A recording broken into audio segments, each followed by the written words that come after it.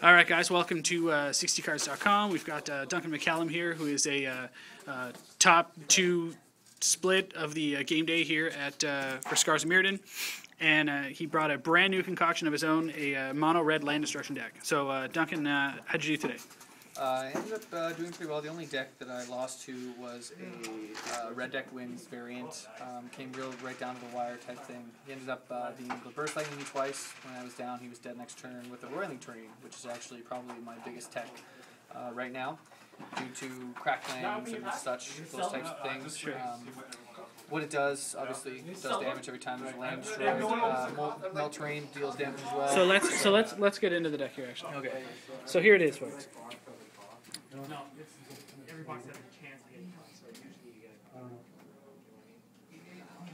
Costs about $40.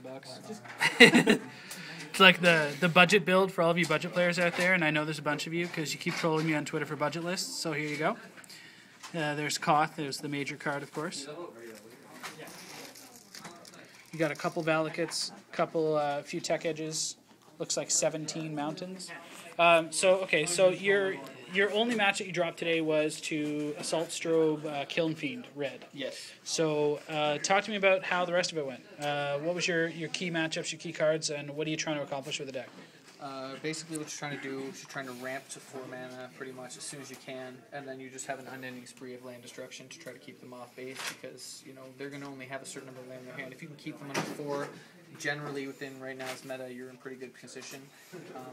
When I played the control deck, I played a blue-black control. I was able to take them off their islands as far as you can, because then they can't really do much. They can't cast Jace, they can't equip anything, they can't counter anything, so you're in pretty good position to just keep lowering them down. And then at that point, you drop a finisher. After you have about 5-6 mana, you drop a Kargan, level them up, and put the pressure on.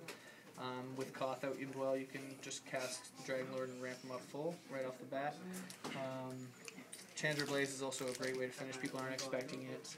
Discard a bunch of red cards, that kind of thing. If you can use its ultimate ability, it's pretty much game over regardless.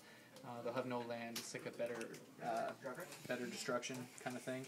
Nalar is just thrown in mainly for Titans or anything like that. It's just throw him in. Or if you're putting him off his land, he doesn't have the time, you just drop Chandra, pump him up, do 10 damage. You're in pretty good position after that, because they've already taken at least usually 7 or 8 by the land destruction in the first place. So what's the most damage you've done with the whirling terrain today in one shot? I did 12 damage on the last turn, the last game with against a red-green ramp.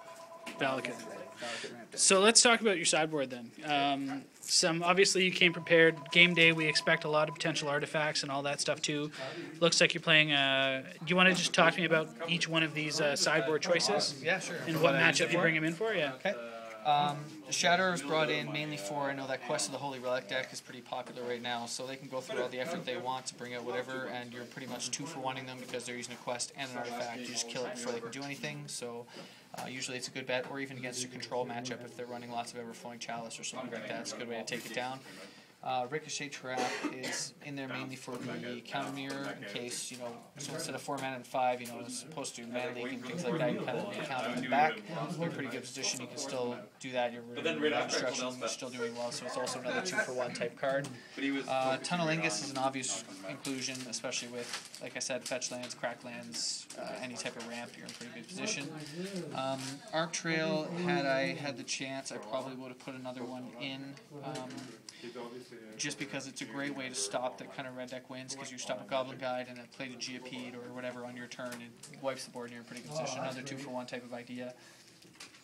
Ratchet Bombs were kind of hit and miss. I did some pretty good things with it because you don't have a large board presence until it doesn't matter, so you can kind of kill any of their little things if they're multiplying. Elemental Appeal is just a hilarious kind of thing. It's totally a sideboard option because they're not expecting it. It got sideboarded pretty much every time I played a mono-colored deck for these 3 Goblin Ruin Blasters, because for 4 mana, this doesn't do anything against a mono color deck anyway, so you throw in the Elemental Appeal, you're doing 7 damage as opposed to 2 or more if you wait on it till later. Things I would change, this Fisher Vents is cute, but it's 5, so it's really not what you're looking for. What would you replace it with?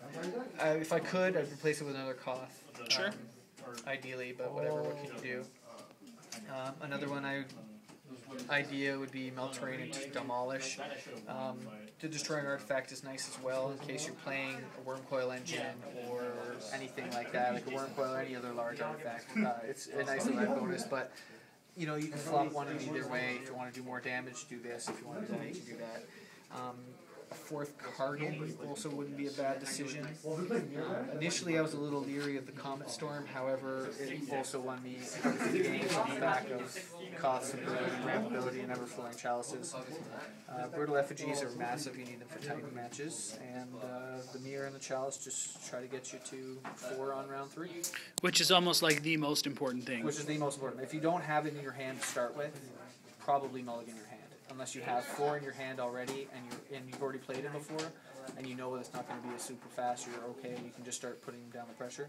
If you know he doesn't start till 4th turn anyway, you're in a pretty good position. Nice. Yeah. Nice. All right, well, thanks a lot. We look forward to seeing more of it. And, yeah, thanks to you for providing a budget method for people to demolish all of our expensive land bases. I hope you're happy. It's true. All right. I'm happy.